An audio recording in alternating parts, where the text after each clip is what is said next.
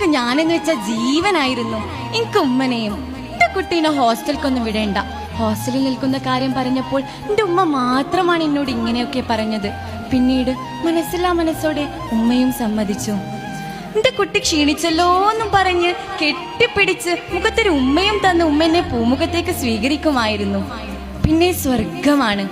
ഇറച്ചിയും ചോറും പൊരിച്ചതും തുടങ്ങി എനിക്കിഷ്ടമുള്ള എല്ലാ വിഭവങ്ങളുമുള്ള കുറഞ്ഞ ദിവസം. എന്റെ കുട്ടി ആരോടും കളവ് പറയണ്ട, ആരെയും കാട്ടണ്ട, ഓത്തുനിസ്കാരങ്ങളൊന്നും ഒഴിവാക്കരുത് കേട്ടോ. ഇങ്ങനെ പല ഉപദേശങ്ങളും തന്നുകൊണ്ടായിരുന്നു ഉമ്മ എന്നും എന്നെ ഹോസ്റ്റലിലേക്ക് അയക്കാറ്. പിന്നെ കരഞ്ഞുകൊണ്ടൊരു ഉമ്മയും. ആ ഉമ്മയേക്കാൾ മറ്റൊന്നും എന്റെ ഹൃദയത്തിൽ ഇതുവരെ പതിഞ്ഞിട്ടില്ല.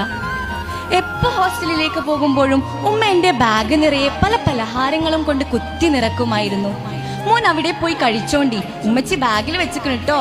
എത്ര വേണ്ടെന്ന് പറഞ്ഞാലും ഉമ്മ കേൾക്കില്ല. പക്ഷേ ഉമ്മ തന്നത് തന്നെയായിരുന്നു പലപ്പോഴും എന്റെ വിശപ്പകറ്റിയത്. പറയാൻ ഒന്നുമില്ലെങ്കിലും എന്നും വിളിക്കും, മോനെ ഈ എന്തേലും കഴിച്ചോ? ഇങ്ങനെ ചോദിക്കുന്ന ഒരാളെ ഈ ഭൂമിയിലുള്ളൂ, അതെന്റെ ഉമ്മയാണ്.